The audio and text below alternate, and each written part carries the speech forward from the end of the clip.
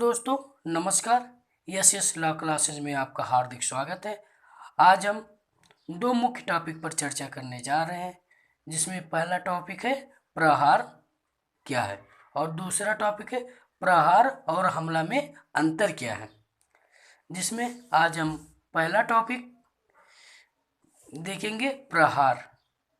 अब प्रहार क्या है, इसके बारे में अलग अलग विधिवक्ताओं ने अलग अलग जानकारी दी है। जैसे बिनफील्ड महोदय के अनुसार, यानी बिनफील्ड महोदय जो थे, इनके अनुसार ये कहते हैं कि प्रहार वह जो किसी व्यक्ति के शरीर के प्रति सासे बल प्रयोग करना प्रहार कहलाता है। यानी कोई व्यक्ति, ये कोई व्यक्ति है, इस पर हम कोई बल प्रयोग करते हैं, चाहे इसको टच करके या दूर से हम इस पर बल प्रयोग करते हैं, तो वह प्रहार की श्रेणी में आता है। जैसे मान लीजिए हम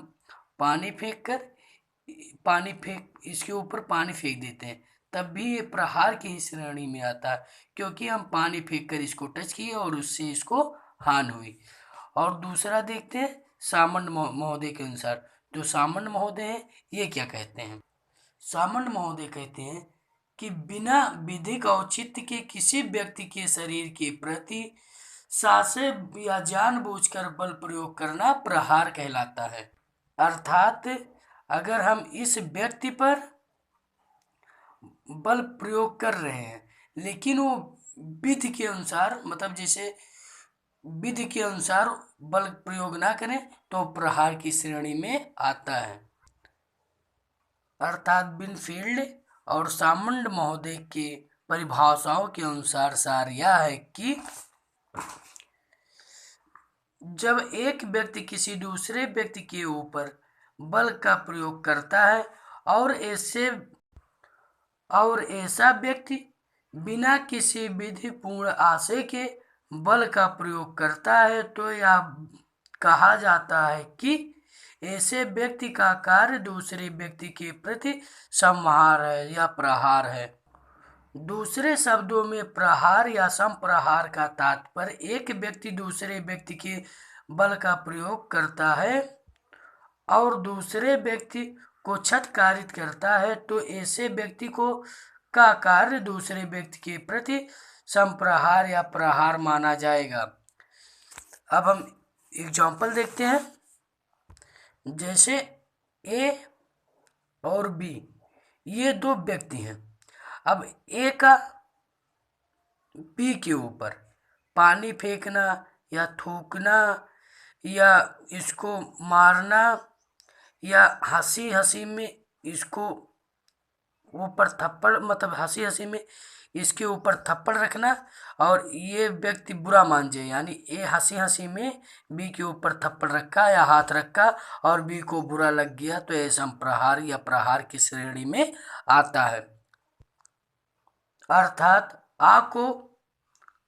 बा को पीटता है, बा को के ऊपर थूकता है, बा के ऊपर पानी फेंकता है जिससे बा भीग जाता है, तो यहाँ आ का कार्य बा के प्रति प्रहार कहलाता है या प्रहार की श्रेणी में आता है। दोस्तों, वीडियो बड़ा हो जाने के कारण प्रहार की आवश्यक तत्व हम नेक्स्ट वीडियो में देखते हैं। अभी हम देखते हैं प्रहार और हमले में अंतर क्या है। पहला अंतर है शरीर स्पर्श संबंधी अंतर। हमले में शरीर को बिना छुए हमला किया जाता है, जबकि प्रहार में शरीर को टच करके या बिना टच करके हमला प्रहार किया जाता है। और दूसरा अंतर हम देखते हैं, दूसरा अंतर है बल प्रयोग संबंधी।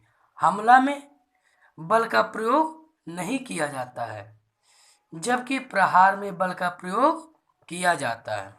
और तीसरा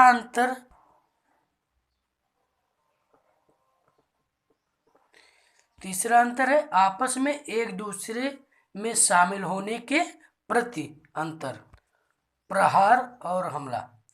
प्रत्येक प्रहार में हमला काउंट होता है, जबकि प्रत्येक हमले में प्रहार काउंट नहीं होता है।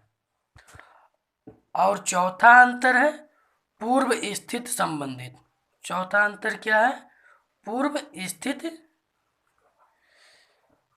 संबंधी। यानी यानी जो हमला है ये प्रहार के पहले की स्थित है। जैसे किसी को मुक्का दिखाना, तो ये हमला है, तब तक प्रहार नहीं होगा जब तक वो उस व्यक्ति को मुक्का मार नहीं देगा। जैसे